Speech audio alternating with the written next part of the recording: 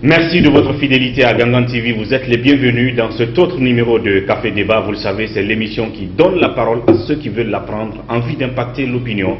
Aujourd'hui, et comme hier, nous faisons focus sur la nouvelle équipe gouvernementale qui continue à susciter des commentaires, des réactions, des débats, évidemment.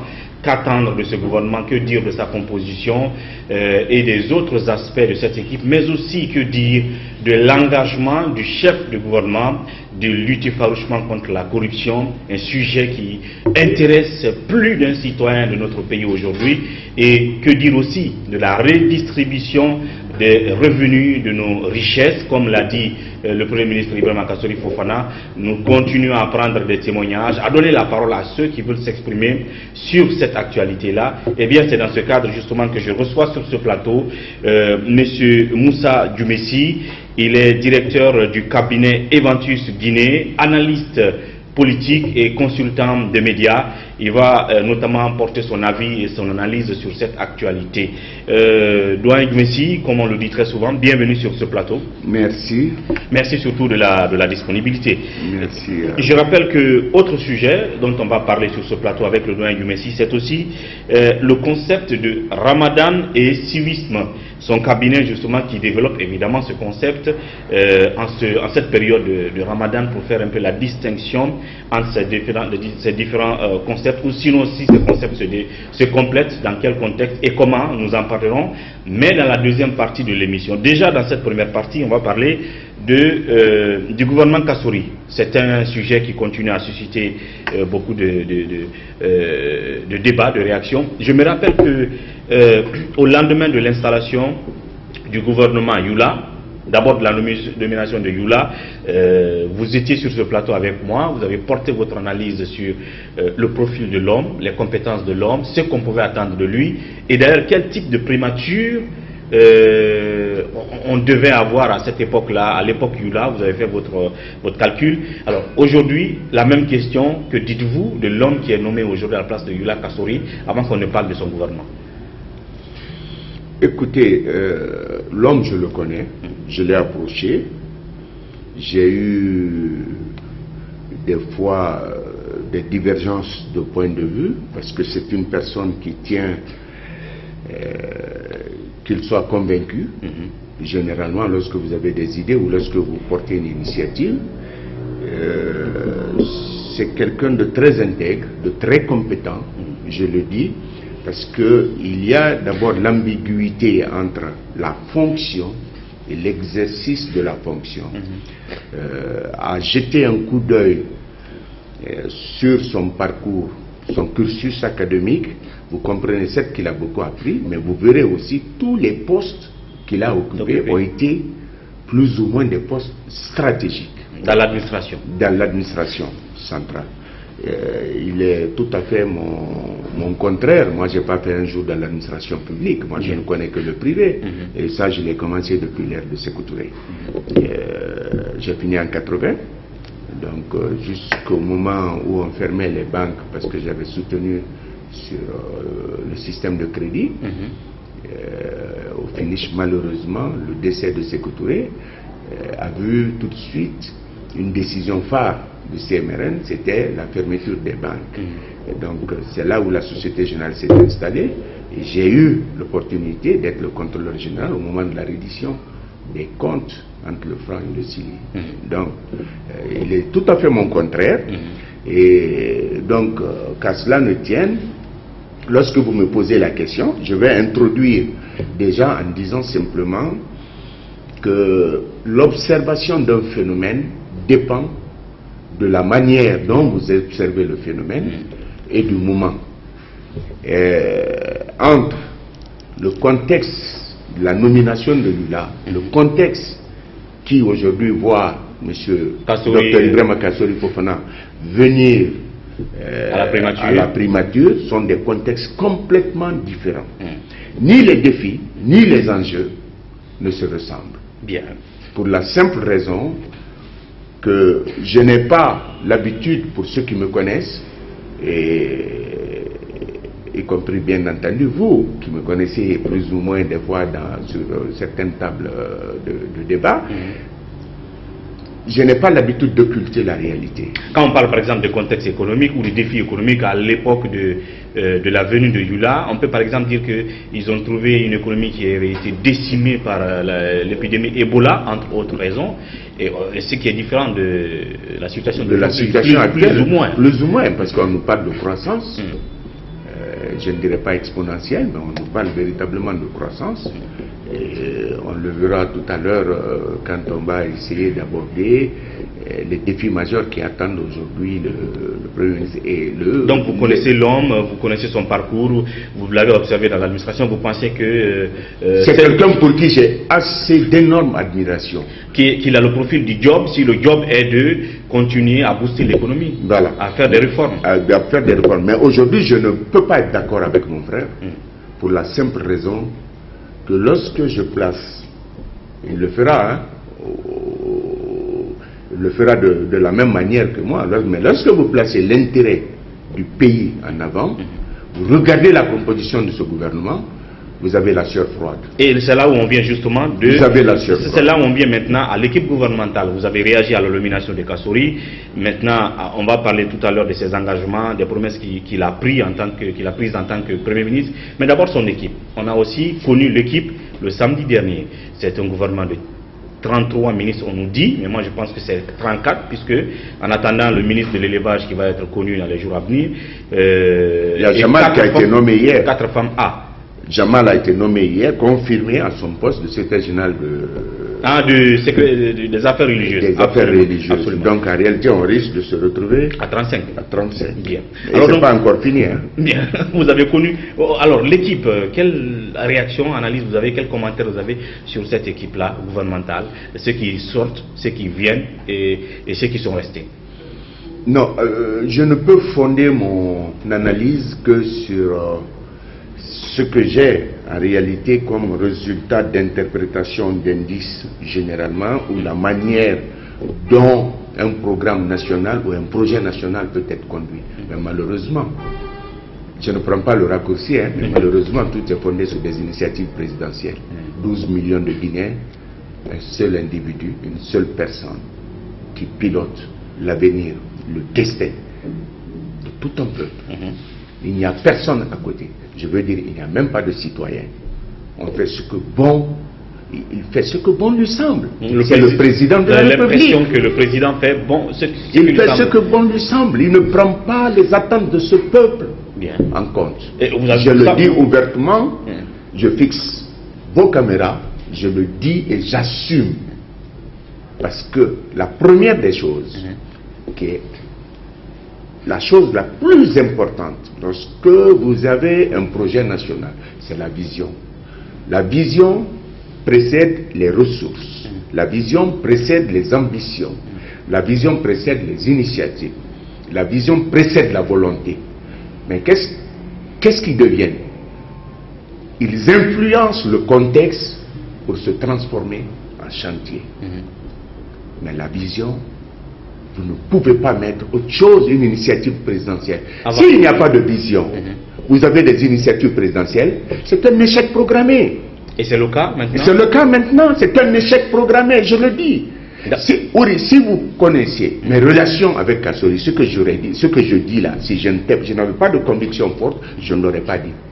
Bien. Je suis prêt à le répéter devant lui. Alors donc, quand vous voyez déjà la composition du gouvernement, vous dites que c'est un échec programmé. C'est sûr, parce que le gouvernement vient en réalité embellir le décor de cet échec qui est déjà programmé. Bien. Ça veut dire en réalité qu'aujourd'hui, si vous... regardez, nous avons appris en termes de management que les facteurs négatifs d'un système, si vous les mettez ensemble, vous approfondissez la négation. Bien. Mais en réalité, vous êtes tenu aujourd'hui d'être un élément positif pour pouvoir vous atteler à des éléments négatifs en vue de les amener à vous suivre. En clair, ça veut dire que ce gouvernement ne retrouve que des facteurs négatifs. Mais ce n'est pas le profil d'Ibrahima Kassory Fofana que je connais. Donc, c'est la même chose qui est arrivée à Lansana Kouyaté. Vous aussi, vous concluez que ce n'est pas lui qui a constitué ce gouvernement? Non, la seule personne, et ça aussi je le dis avec, mais la seule personne que je sache qui soit l'homme de Kassory dans ce gouvernement, c'est Roger Patrick Milimono de l'environnement, de la Banque centrale, qui est allé à l'environnement. Gabriel Curtis a été son secrétaire permanent, de par la qualité de la fonction qu'il a occupée à la promotion des investissements privés, à l'appui. Mais il est très proche d'Alpha, c'est pas l'homme de Kassory dans ce gouvernement. Mais il s'entend parfaitement bien parce que, en fait, il a servi de secrétaire permanent à Kassory. Bien. Or, l'attente était que d'abord, depuis l'annonce faite par le président Alpha Condé le 8 mars de faire un chambardement, de mettre en place un nouveau gouvernement qui lui-même a dit proche du peuple, l'attente était que cela soit une réalité. Ça, c'est une deuxième attente, que le Premier ministre Kassory ait la main libre justement dans le choix de ce type de gouvernement proche du peuple, mais aussi compétent. D'ailleurs, il avait lui-même défini les critères Kassory: compétence, engagement politique et... c'est ça sa profonde conviction. Voilà. Donc vous pensez que tous ces facteurs n'ont pas été respectés au vu de ce gouvernement? Vous savez, la Guinée est un pays de paradoxes et de contrastes. Quand vous connaissez parfaitement bien l'histoire de la Guinée, je dis parfaitement guillemets, mais de la conquête de l'indépendance, maintenant avec les tumultes, les soubresauts, les phases de dialogue, les phases d'apaisement, vous comprenez que la Guinée est un pays de contrastes. Imaginez-vous déjà toutes les richesses que la Guinée englobe pour que l'extrême précarité que les Guinéens vivent aujourd'hui soit en 2018 une réalité. Encore une triste réalité. Une triste réalité. C'est vous dire en réalité que nous avons besoin véritablement. Je ne peux pas dissocier aujourd'hui mon discours en Guinée, quel que soit le sujet, de la citoyenneté. De la citoyenneté. On en viendra. Je sais, on en viendra. On en viendra tout à l'heure. Voilà, mais il faut véritablement que les Guinéens, chacun de nous, prennent véritablement conscience, mais surtout fasse la différence entre, si on a des droits, on a des devoirs. Bien sûr, on en viendra tout à l'heure. Restons encore dans l'actualité liée au gouvernement et parlons cette fois-ci de, à moins que vous ayez quelque chose à dire spécifiquement sur un tel entrant au gouvernement ou un tel sortant, on va finalement parler de l'engagement du Premier ministre lui-même quand il a pris la parole après sa nomination, bien avant même sa nomination, quand il s'est dit ouvert au poste de Premier ministre. Il a toujours mis en avant la lutte contre la corruption. Dieu seul sait que la course à l'enrichissement illicite dans notre pays aujourd'hui, illicite et personnel d'ailleurs, les détournements sont devenus une tradition dans notre pays, des attitudes impunies. Quand Kassory vient et qu'il dit que c'est son combat premier, qu'est-ce que vous en dites? Est-ce que vous dites qu'il est armé suffisamment pour lutter contre la corruption? Vous savez comment on appelle ça? C'est de l'incivisme d'État. L'incivisme d'État. C'est de l'incivisme d'État. L'incivisme d'État, c'est le comportement de ceux qui nous dirigent vis-à-vis des populations.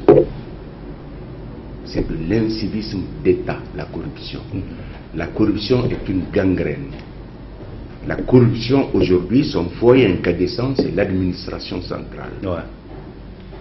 Cette administration ressemble aujourd'hui à une hydre à deux têtes. Qui en réalité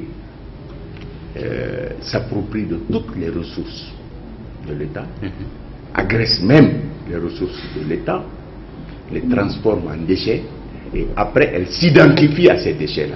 Donc c'est déchets plus déchets égale déchets. Bien. Quand Kassory parle de... Donc je voulais revenir rapidement sur un élément. C'est simplement dire que les défis sont énormes. Les défis sont énormes. Face à ce gouvernement? Oui. Les enjeux sont énormes. La simple raison, est-ce que, par rapport à la question que vous allez poser, je ne vous coupe pas la parole, mais est-ce que Dr Kassory Fofana a véritablement la même définition que moi de l'environnement? Pour moi, l'environnement est une menace et un danger. Même si vous y vivez, même si vous êtes un produit, quand c'est des facteurs exogènes, vous ne les maîtrisez pas. Quand il y a intempérie, il y a pluie, est-ce que vous pouvez maîtriser? C'est des facteurs exogènes qui ne relèvent pas de vos propres problèmes internes. Mais quand il s'agit d'une force, et que vous l'avez déjà évalué, s'il s'agit d'une faiblesse, vous le savez. Quand vous prenez, vous êtes droitier, vous voulez écrire à la main gauche, vous n'avez pas les mêmes capacités que si vous y allez. Mais une fois que vous l'avez évalué, vous pouvez, à travers des trainings, amener votre main gauche aussi à être apte à le faire. Donc cette définition que je tiens n'est-ce pas, de la réalité ou de ce qui m'a tout le temps motivé dans mes recherches, dans mes analyses, dans mon travail, dans la manière dont j'aime chasser les objectifs, je n'ai jamais eu de certitude, parce que la certitude tue. Et deuxièmement, j'ai toujours considéré que l'environnement est une menace et un danger. Bien. Vous avez vu aujourd'hui l'environnement en Guinée? Donc, comment c'est? Vous et moi, dire qu'il devait changer de priorité, au lieu de parler de lutte contre la corruption, il devait plutôt... Non, c'est une priorité. C'est une priorité. Mais, comme je le dis, il faut une vision. Bien, globale. Il ne peut pas l'avoir avec Alpha Condé. Bien. Non, il ne peut pas avoir de vision avec Alpha Condé. Alpha Condé est le champion de la gestion à vue. La gestion à vue. Tout de même, il s'est défini un objectif. Lutter contre la corruption, est-ce que vous le sentez capable? Est-ce que vous le croyez dans les conditions qui lui permettront de lutter? Il a une conviction, mais l'environnement ne lui permet pas. Une menace et un danger. Aujourd'hui, Alpha Condé défend mordicus les prédateurs qui sont dans l'administration. Donc le système, il est là. Il est au cœur du système du fonctionnement de dilapidation de nos biens, de détournement. Il les protège. Il les protège. Qui, vous avez vu Alpha punir ici? Donc cet engagement de Kassoryda va se buter contre ce système lui-même qui est parrainé, vous le dire, ou sinon facilité ou toléré par le président Alpha Condé. Sincèrement, vous êtes journaliste, moi je vous laisse apprécier ça. Je vous laisse apprécier, mais je vous dis que je n'ai pas de certitude. Alors il n'a pas parlé... Quand vous dites que vous voulez combattre la corruption en Guinée, je vous laisse. Je vous le concède, mais je veux voir les résultats. Alors, je ne dis pas qu'il ne peut pas, c'est un monsieur que je respecte. Je vous dis une fois de plus, si vous connaissez le degré de relation que j'ai avec lui. Bien, mais il a aussi parlé de partage, de redistribution. De la redistribution j'ai bien aimé le discours. Richesses. Et là aussi... j'ai bien aimé le discours, déjà lorsqu'il dit qu'il évalue les enjeux, mais aussi qu'il promet que la croissance que le professeur Alpha Condé, parce que c'est les initiatives présidentielles, c'est les investissements là, tout ça c'est Alpha Condé, c'est comme ça que je dis, c'est pas le pays, c'est Alpha Condé. Parce que tout ce qui se fait, c'est lui qui donne l'argent. Mais on ne sait pas où il prend cet argent. C'est l'argent du contribuable? Moi, en tout cas, moi je me pose la question en tant que citoyen. C'est un citoyen qui a besoin d'être aujourd'hui informé, de savoir exactement ce que... Où le président prend l'argent pour financer les initiatives présidentielles. Présidentielles. En réalité, il a certainement une caisse noire, nous le savons, mais vraiment quand vous regardez depuis qu'il est au pouvoir jusqu'aujourd'hui, tout ce que la RTG a dit, il a donné, c'est le président. Mais quand même, nous sommes dans un pays, parce qu'il a dit que l'État n'existait pas au moment où il arrivait, que c'était un pays. Mais moi, aujourd'hui, on n'a même plus de pays, on a un territoire. On a un territoire. Donc la priorité des priorités serait déjà la construction de l'État, l'autorité de l'État. C'est la première ou le premier objectif. Alors, restons sur l'engagement redistribution des richesses. Vous pensez que Kassory est en train de rêver, de rêvasser? Non, il ne rêve pas. Il sait pertinemment comment ça se passe, la redistribution. Il sait pertinemment. Mais Ouri, tu n'as pas... Vous avez parlé par exemple du système de décentralisation qui parle de redistribution. Vous n'avez pas de gouvernance locale. D'une gouvernance locale. Il n'y a pas de gouvernance locale. Vous allez le faire comment? En amenant comme on amène les sacs de riz dans les familles? Et distribuer. Ou donner aux gens? C'est pas ça. La distribution de richesses se passe via un mécanisme de gouvernance locale. C'est tout un schéma. Je vais vous donner un exemple. Et c'est là où, sincèrement, des fois je suis très choqué quand je vois des gens très qualifiés, qui ont des gros diplômes, mais qui n'arrivent pas à s'apercevoir de cette pertinence. Lorsque la Banque mondiale, le FMI, définissent le produit national brut ou le produit intérieur brut, ils prennent un certain nombre de facteurs qui contribuent à la réalisation de ce résultat. En Guinée, ce résultat, par rapport au secteur le plus dynamique en Guinée, qui est le secteur informel, n'est pas pris en compte. Première erreur. Première erreur. Deuxièmement, dites-moi sincèrement, en dehors des boxes, qu'est-ce que la Guinée redistribue à l'intérieur du pays qui soit un produit, qui soit produit ici, tant.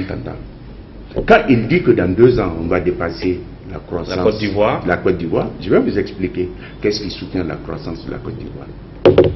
Vous avez un projet de mise en place d'une PMI, d'une PME, l'État vous accompagne. Vous avez des structures de crédit. Mais attention, la Côte d'Ivoire est un pays qui a connu le crédit de la consommation au moment où nous on était encore dans la révolution ici. Le crédit à la consommation. Donc c'est vous dire déjà. Il y a un écart. L'environnement déjà, les gens sont habitués. Aujourd'hui, aujourd'hui vous voulez un robinet de toilette, il est importé. Vous voulez un tuyau, il est importé. Vous voulez acheter des cuillères, il est importé. Mais bon sang, c'est les PME, c'est les PMI. Donc, les investissements étrangers qui se font aujourd'hui dans le secteur minier, ils le font. Mais ces impacts sont des impacts frivoles. Et parce que justement, les revenus de ces revenus miniers sont en majorité rapatriés, puisque les miniers sont des étrangers aussi. Sincèrement, je ne sais pas comment ça se passe. Mais sinon, aujourd'hui, tous les bruits qu'il y a aujourd'hui à Bokeh, on n'aurait pas eu ces bruits. Parce que, d'abord, le phénomène qui se passe à Bokeh, c'est que c'est comme si on vous prenait, on vous mettait sur votre tête, les pieds en l'air. Le bouleversement qui a lieu là-bas. Nous sommes dans un monde aujourd'hui, l'information a pris le pas sur la matière. Je ne sais pas si j'aime le dire, et je le répète parce que je suis dans un monde où j'ai évolué dans un monde où en réalité on a appelé ce phénomène-là le cercle de qualité. Bien. Alors donc, avant qu'on ne termine, moi la dernière question sur ce gouvernement, sur les engagements, lutte contre la corruption. D'ailleurs aujourd'hui, le Premier ministre lui-même était censé aller rectifier le tir qu'il a raté, c'est-à-dire la déclaration de ses biens qui serait le signe de la transparence qu'il veut mettre en pratique dans sa gouvernance. Le premier signe que ce gouvernement devrait engager, déjà pour permettre aux gens de comprendre que c'est vraiment un gouvernement qui arrive pour redresser les choses, c'était le nombre de ministères. Donc il fallait avoir un gouvernement de hauts fonctionnaires, beaucoup plus de hauts fonctionnaires, avoir moins de ministres. Dans ces pays-là, c'est comme ça que ça se passe. Bien. On ne peut pas continuer à recommencer. Donc on a 30 et quelques déjà. On a 30 et quelques. Mais ce qui est sûr, moi, j'aurais ramené ça à 18. Quand j'entends les gens dire 22 ou 27, non, j'aurais ramené ça à 18. C'est déjà le premier faux pas selon vous. Vous avez déjà, je vous donne un seul exemple. Élevage, agriculture, pêche, développement rural. Vu la politique aujourd'hui de l'autosuffisance, vous avez 4 ministères qui se retrouvent déjà en un. Qu'on peut faire en un et avoir des grandes directions. Vous passez au transport, vous allez au TP, peut-être même à l'aménagement de la ville, ils peuvent se retrouver. C'est technique, c'est purement technique. Malheureusement, on n'a pas cette perception. Ici, on a... Il y avait une nécessité de contenter les gens. Donc, il fallait s'attendre à un nombre plus entre de ministères. Entre le pays et contenter les gens. Les opposants font leur entrée dans le gouvernement. Oui, mais il y a des gens qu'il faut maintenir au gouvernement. Il y a de nouveaux qu'il faut aussi... Vous voulez qu'on contente les gens? Non, je dis que c'était ça, en fait, qu'on a vu. Donc, ça veut dire qu'on est opposé à l'intérêt du pays. Bien. Du peuple. Mais je reviens encore, excuse-moi, Ori, c'est très important. Parce que si j'ébauche, les gens qui vont m'écouter, il faut bien qu'ils comprennent. Bien, oui. La croissance doit permettre aux Guinéens aujourd'hui de se lever, de créer leur propre entreprise. Ouais. Pour mettre un terme à cette importation exponentielle que les Guinéens connaissent. Tout est importé. Je vais parler de croissance. Donc moi sincèrement, je l'aime bien, mais ça colle pas. Kastori. Non, alors, les Guinéens, de façon générale, qui parlent d'économie, de macroéconomie. Vous savez, je souhaite que l'un de mes anciens professeurs, Aliou Kondé à l'occurrence, de l'UFDG, qui a été mon professeur de géométrie euclidienne et de géométrie affine, écoute cette émission, parce que tout simplement, je vous jure, que dans ce pays, vous avez des bons cadres. Mais on a du mal à les choisir, à les mettre. On ne les choisit même pas, on n'en veut pas. Bien. On n'en veut pas. Et vous avez constaté ça. Donc la croissance, pour revenir, il faut qu'on enrichisse les Guinéens. Bien. Mais ça, c'est un schéma. Quand tu dis que tu vas dire, quand tu diras aux Guinéens que tu vas redistribuer la richesse, à quoi ils attendent? À ce qu'ils aient leur part, bien entendu. L'argent, ils vont mettre en poche. Non, il faut leur créer les conditions de prospérité. Est-ce que tu as vu? Lui, il le comprend. Kassori sait de quoi il parle. Il le comprend peut-être même mieux que moi. Mais son obstacle dans cet élan, vous dites que c'est Alpha Condé. Il est non seulement Alpha Condé, mais il est dans un environnement où il n'aura aucun levier d'activation dans sa main. Donc, vous êtes... Je ne doute pas de lui, parce que c'est quelqu'un qui est non seulement audacieux, téméraire, mais engagé et responsable. Il aime atteindre ses objectifs. Non, je le dis en toute honnêteté. Je n'aime pas, bon, je le connais très bien, je n'aime pas... la langue de bois. Non. Donc, mais le système et l'environnement ne lui permettront pas, et Alpha Condé lui-même est un obstacle face à ce défi-là. Non, c'est un goulot inhérent à son bon fonctionnement. Bien. Et donc, vous restez sceptique, c'est ça? Entre le scepticisme et le réalisme, il y a ce qu'on appelle l'optimisme. Connaissant l'homme, vous êtes optimiste. Je suis dans un environnement où je suis sceptique. Connaissant l'homme, j'affiche un certain optimisme. Bien. Peut-être prudent. Voilà. Un optimisme par rapport au réalisme. Bien, on verra. Voilà. Et voilà donc comment nous fermons cette première partie d'émission portée sur le gouvernement, le nouveau bien entendu, qui sera dirigé par Kassori, le regard de M. Djoumessi en tant qu'analyste politique, mais aussi économique évidemment, et directeur de cabinet Eventus. On reviendra tout à l'heure dans la deuxième partie et rapidement pour parler de cet autre concept que son cabinet développe en ce mois de Ramadan, le concept Ramadan et civisme. Tout de suite après la pause.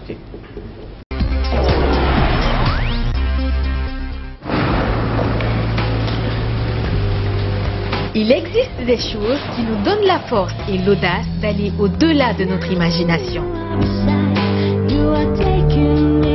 Le thé Akbar. Le thé Akbar est fabriqué en utilisant uniquement les feuilles soigneusement sélectionnées en provenance de Ceylon. La qualité du thé Akbar a été évaluée selon les normes les plus strictes par des experts en dégustation qui se sont appuyés sur près d'un siècle d'expertise dans ce domaine. Premier producteur de thé, vous pouvez faire confiance à la famille Akbar pour vous garantir votre santé. Seule la meilleure tasse de thé peut vous procurer de la fraîcheur. Thé Akbar, le leader mondial. Merci de nous retrouver dans cette deuxième partie de Café Débat qui a comme invité toujours à mes côtés sur ce plateau M. Moussa Djoumessi. Il est directeur du cabinet Eventus Guinée, analyste politique, consultant média. En tant que leader d'opinion, évidemment, il porte son regard sur la venue de cette nouvelle équipe gouvernementale dirigée par Ibrahima Kassori Fofana. Tous les aspects d'analyse de cette équipe, les attentes et les compétences des uns et des autres, sauf qu'il ne s'est pas forcément prononcé sur les compétences des uns et des autres dans cette équipe et les engagements de Kassori de lutter farouchement contre la corruption et de créer une croissance durable et qui puisse être distribuée à l'ensemble des citoyens. Peut-être qu'avant qu'on aborde le second sujet qui est le Ramadan et le civisme, on va un peu s'élargir sur la question de cette nouvelle équipe. Vous parliez de la problématique de la croissance. Mais déjà, je constate que vous affichez une certaine prudence en ce qui concerne les compétences de quelques-uns des ministres de ce gouvernement. Vous ne voulez pas vous prononcer sur quelques profils. Il y en a qui arrivent, on pense qu'ils ne doivent pas arriver dans ce gouvernement, et on pense aussi qu'on a reconduit un trop nombre d'anciens ministres qui devaient partir, ainsi de suite. Est-ce que vous pensez que ce n'est pas trop utile, cet aspect de la réflexion, avant de parler de croissance? Non, je voudrais tout simplement dire que je veux faire de l'économie d'énergie et de ressources, à ne pas parler des individus directement, mais de ce qui, en réalité, doit prévaloir. Bien. Tel que la vision, je l'ai dit, tel un projet national, tel un programme qui nous permettent. Pourquoi vous entendez constamment, on revient sur le programme, lorsque le pays a besoin d'assistance financière par rapport lorsque le pays a besoin d'assistance par rapport, par exemple, aux institutions de Bretton Woods. Parce que tout simplement, il faut un programme. Il faut tout un programme. En termes de développement durable,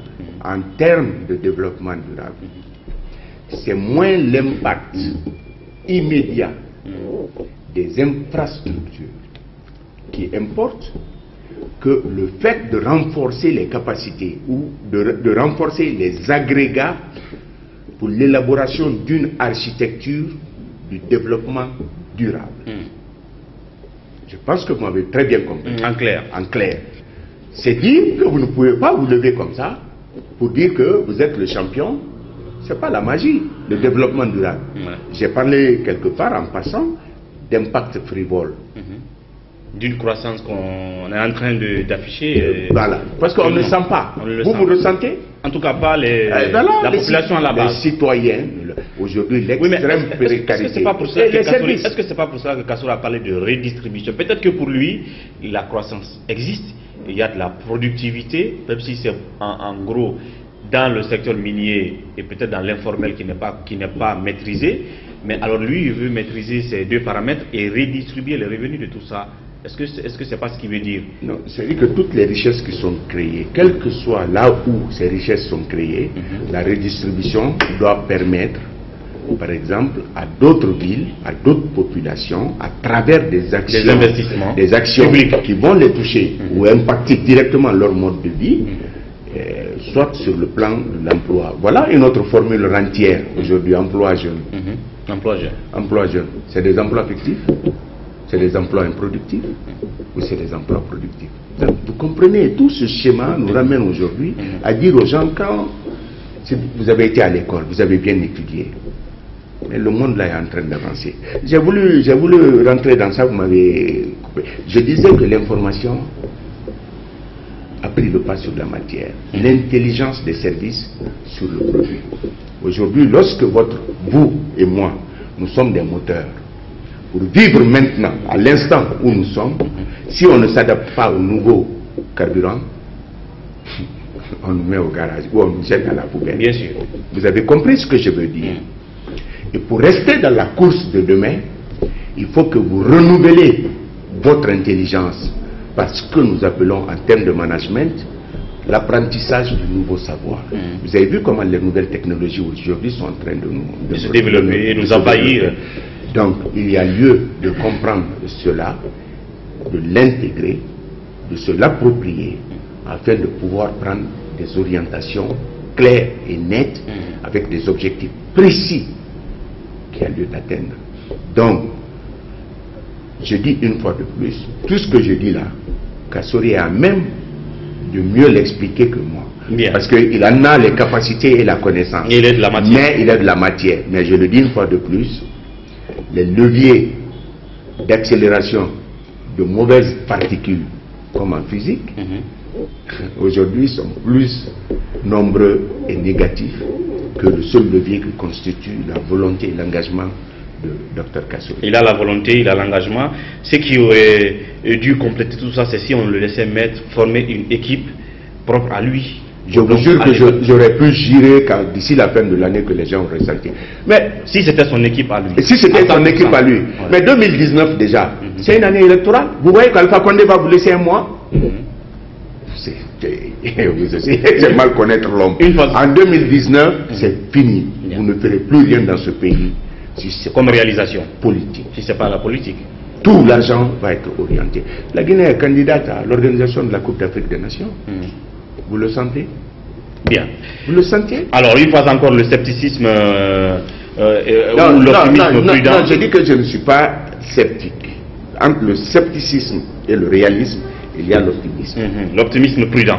Alors parlons à présent, ça n'est fini pour ce sujet lié au gouvernement et aux engagements de Kassory. Je l'ai dit tout à l'heure aussi, avant d'y arriver, je disais que Kassory, on l'a dit que s'il veut changer les choses, s'il veut lutter contre la corruption, comment on dit d'ailleurs, enfin qu'il présente ses biens, qu'il déclare ses biens, c'est le mot. Il se trouve qu'aujourd'hui même, et lui et ses ministres ont été appelés à aller procéder à la déclaration de leurs biens et avant leur prise de fonction et après qu'ils reviennent les déclarer. Cette démarche-là, est-ce que vous pouvez dire enfin que c'est une bonne, elle peut inspirer au moins un peu de confiance à l'équipe Kassory? Parce que l'équipe Yula ne s'est pas du tout, je veux dire, livrée à cet exercice.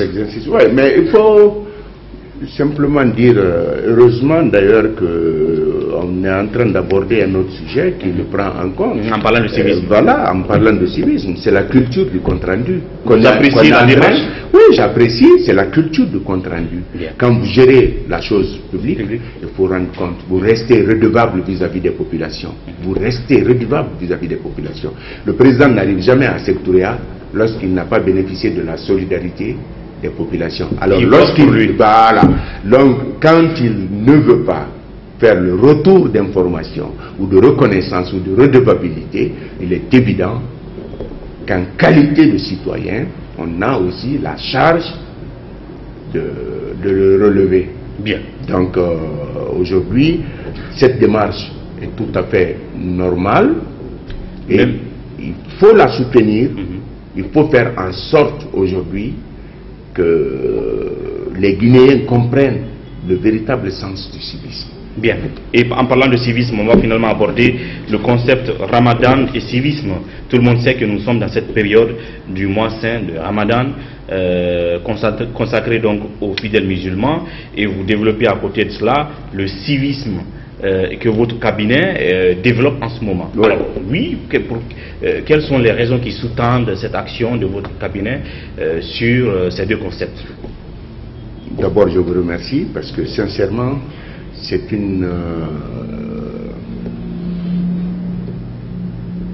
situation, s'il faut le dire comme ça, qui m'a amené un constat global, voilà, global, qui m'a amené véritablement à envisager ou à porter cette initiative, le cabinet, et à aller vers les plateformes de la société civile. Mais il faut dire que nous sommes un pays laïque. Donc, le carême chrétien, je commencerai par celui-là, malgré que j'ai dit Ramadan et civisme, le carême chrétien, le carême musulman représente une opportunité, mais un espace de partage. Parce qu'il s'agit de solidarité. La solidarité est un devoir civique.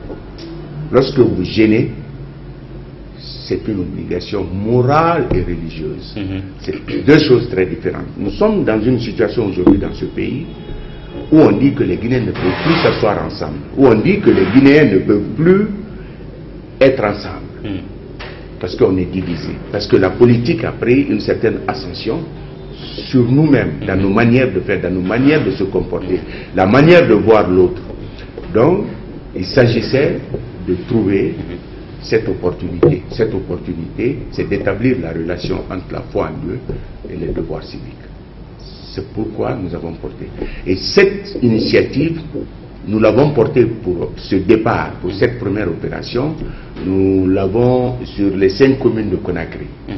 Les 5 communes de Conakry, on avait voulu élargir un peu les opérations, mais vu le temps, tout et tout, on ne peut pas le faire. Et le but visé, c'est... Je viens. Vous savez, les valeurs de la République, vous avez travail, justice et solidarité. Nous avons choisi le 3e pilier. Qui est la solidarité. Qui est la solidarité. Il faut aller vers les démunis, les plus démunis. Il faut aller vers les laissés pour compte.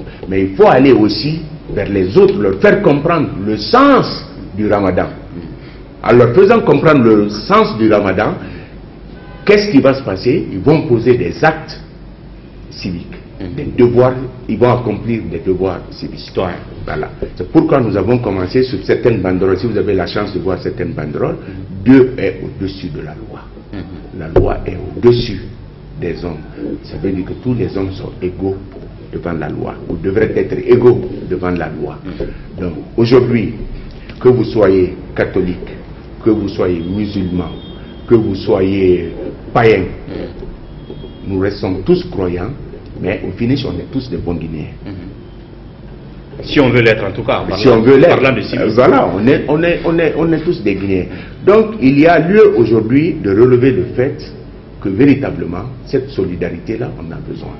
Et que ça manque... Voilà. Et que le civisme est non seulement l'armure de l'État. Vous avez vu l'anarchie qui est en Guinée? Surtout prenons rien que le domaine de la mobilité urbaine. Vous avez vu l'anarchie? C'est-à-dire dans la circulation. Dans la circulation. Il faut que le civisme renaisse. Et la renaissance de la Guinée passera obligatoirement par le civisme. Les gens sont en train de l'occulter parce que c'est pas de l'argent, on ne parle pas d'argent. Est-ce que tu vois?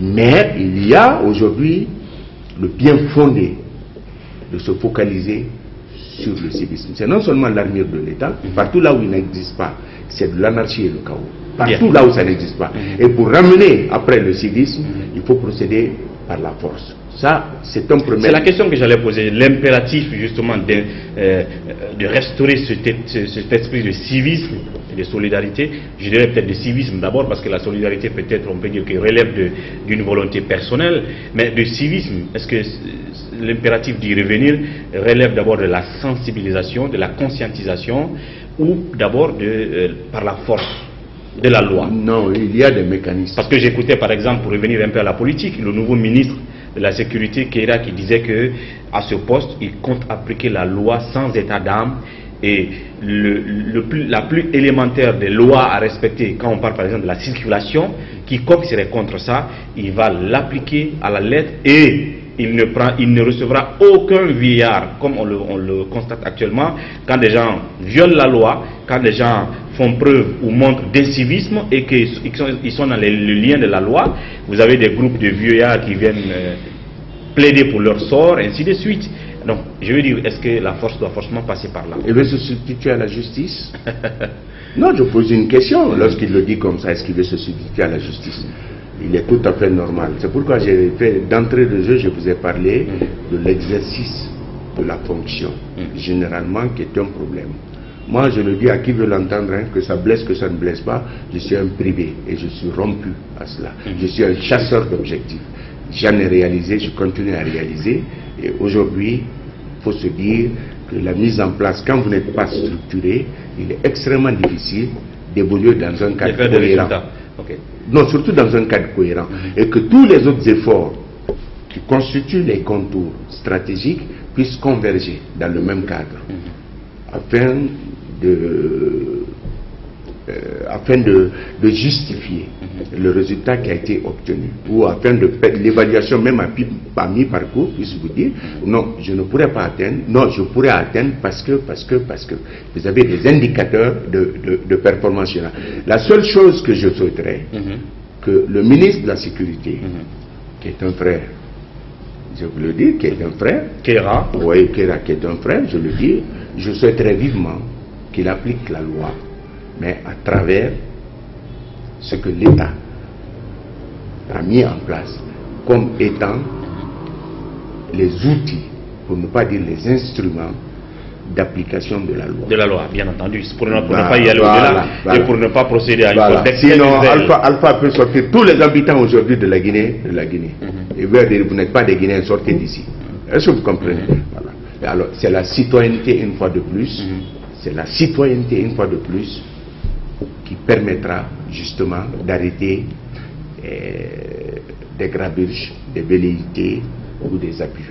C'est seulement la citoyenneté qui va nous permettre. Bien. Je le dis,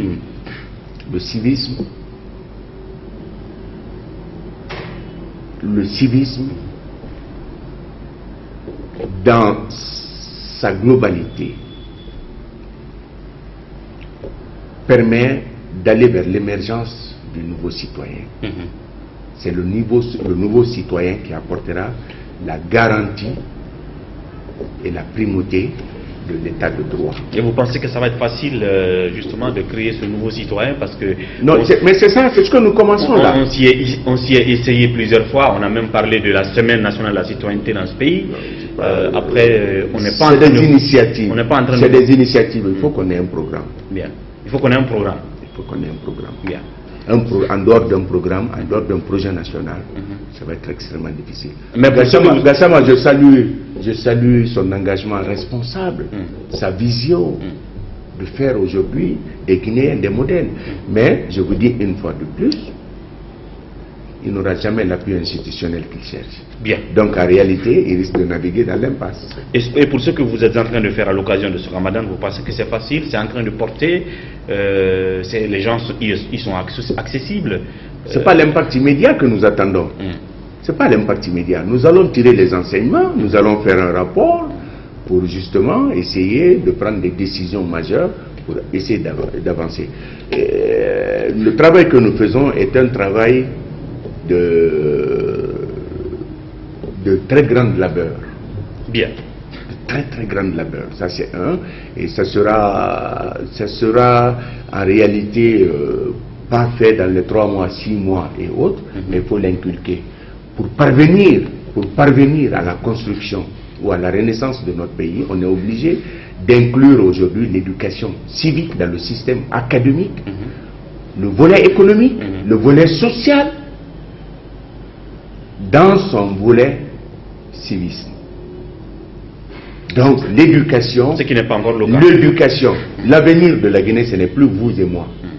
L'avenir de la Guinée, ce sont les enfants qui sont à l'école. Ouri, lorsque vous voyez...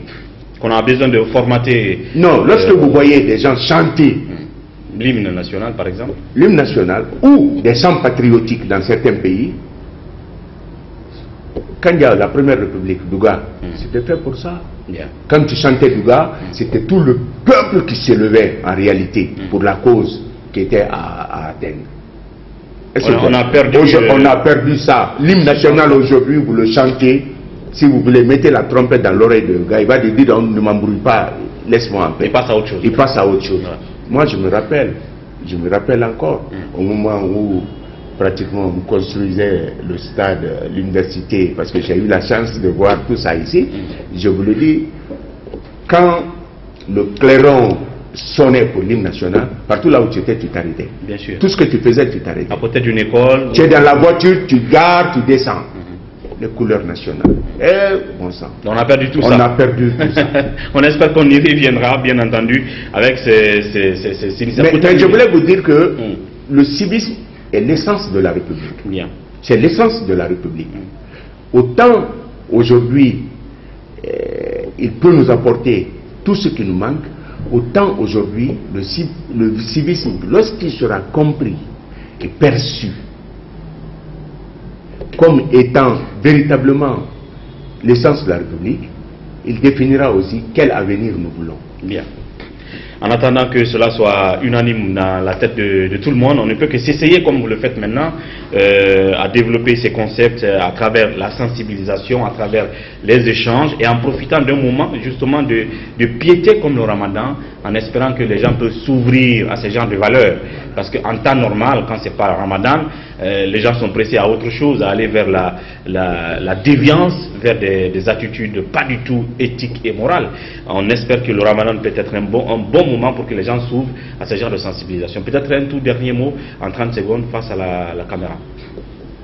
Ben, je souhaite bonne chance au gouvernement de Dr Ibrahima Kassori Fofana, tout en sachant que lui-même, il l'a dit d'entrée de jeu, qu'il mesure la dimension, n'est-ce pas, des défis, des enjeux, et qu'il estime qu'il pourra porter la Guinée où la Guinée n'a jamais été. Si le professeur Alpha Condé a porté la croissance de la Guinée à un niveau de 8 et quelques pourcents, que lui souhaiterait aujourd'hui atteindre une croissance de 10. C'est possible, avec l'acharnement qu'il y a contre les ressources naturelles aujourd'hui à Bouquet, parce que c'est le volume de ces investissements étrangers qui, à mon avis, à mon humble avis, se trouve pris en considération. Donc, je souhaite que véritablement qu'il soit engagé et responsable, d'abord vis-à-vis du professeur Alpha Condé, parce que je le connais aussi. Il va dire non, c'est pas sa façon de marcher, c'est pas sa façon de voir. Mais je le dis simplement que ce pays a besoin de changer. Le pays là a besoin de connaître des mutations profondes, mais des mutations qui soient faites à la lumière véritablement de ce que les Guinéens attendent. La transformation physique de ce pays, l'absence de la transformation des comportements des citoyens, n'amènera nulle part la Guinée. Parce que tu as vu, on détruit tout. Prenez le cas de la Syrie.